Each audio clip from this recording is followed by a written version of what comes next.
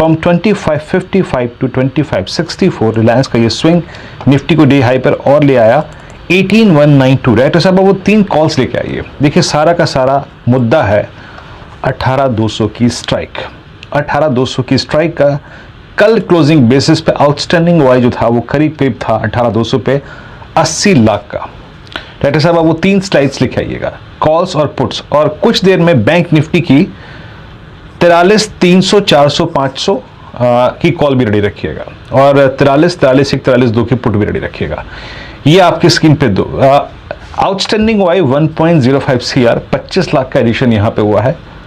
उसके बाद आप एक चीज देख रहे होंगे कि बहुत बड़ा कॉल राइटर अगर इंट्राडे में देखें कोई एडिशन नहीं है, तो it's all about fight eight 18,200। और अच्छी बात यह है कि आज नो डाउट 18,100 पे पुट राइटर्स का कन्वर्शन थोड़ा ज़्यादा दिखाई दिया है। क्यों? क्योंकि पोस्ट टू जो डिप था, देखिए इस डेटा के मुताबिक मेरे को 18,200 के कटने की एक्सपेक्टेशन अब बहुत स्ट्रॉन्ग लग रही है, क्योंकि फोर्स जो है 18,000 पे 18,100 के पुट राइटर्स पे बहुत स्ट्रॉन्ग है। और even that put writer is capitalising on 18 lakh के ओआई के साथ 18,200 की पुट पे फोकस करता हुआ। तो मुझे इन 6 स्टेट्स और रिलायंस के बिहेवियर के चलते 18,200 की एक्सपेक्टेशन बहुत लग रही है क्रॉस होने की। अब निफ्टी बैंक की वो पुट लेके आई। निफ्टी बैंक कहाँ ट्रेड कर रहा है? इट्स 43,237। एक बार निफ्टी लेके आई, निफ्टी क्या कर रहा है? यस 18,202। अब निफ्टी वो लेवल क्रॉस कर गया, यानी मॉर्निंग हाइस को बैंक निफ्टी क्रॉस कर गया। ये लेके आइए ये 3 पुट ऑप्शंस। यहां पर भी मैं कहूंगा कि जो कहीं ना कहीं मोमेंटम है वो बुल्स के फेवर में जा रहा है। क्यों? स्ट्रॉन्ग पुट राइटिंग 43 टू 4300 पे विजिबल है। आउटस्टैंडिंग वाई 43,000 की पुट का पहुंच गया 40 लाख, दैट्स गुड। और 43,200 पे करीब करीब 18 लाख का।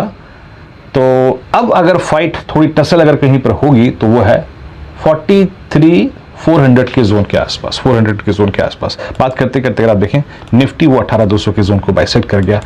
इन आंकड़ों में वो फोर्स है, यकीन मानिएगा, इन आंकड़ों में वो फोर्स है कि वो जोन बाइसेक्ट हो जाए। मानस, आपका व्यू इस पर, निफ्टी पर इस वक्त? अगर हम ट्रेंड की बात करें तो ट्रेंड तो अभी भी पॉजिटिव बना हुआ है। और देखिए ये मार्केट ऐसा है जहां पर आपको हर गिरावट पे खरीदारी करनी है, लेकिन एक रेंज है। अगर हम ऊपर की तरफ देखें तो 18,300 के आसपास, जहां पर 20 डे मूविंग एवरेज है 250 के आसपास, वो एक रेजिस्टेंस जरूर है। लेकिन क्योंकि निफ्टी लगातार 18,000 के आसपास सपोर्ट ले रहा है, तो जब तक 18,000 के ऊपर ट्रेड करता रहेगा, हर गिरावट पे खरीदारी करने की राय रहेगी। इंतजार केवल यही करना है कि 20 डे जब मूविंग एवरेज ब्रेक होंगे तो आपको कम से कम 300 पॉइंट का तेजी देखने को मिलेगी, और उसके इस पर 18,600 के आपको टारगेट सेट करने हैं। तो ट्रेंड पॉजिटिव है, इसलिए आप अपनी पोजीशन में बने रह सकते हैं, गिरावट पे खरीदारी कर सकते हैं और 18,000 के स्टॉप लॉस रख सकते हैं। याद रखिएगा 18,200 और 18,250, ये 50 पॉइंट बहुत क्रिटिकल हैं।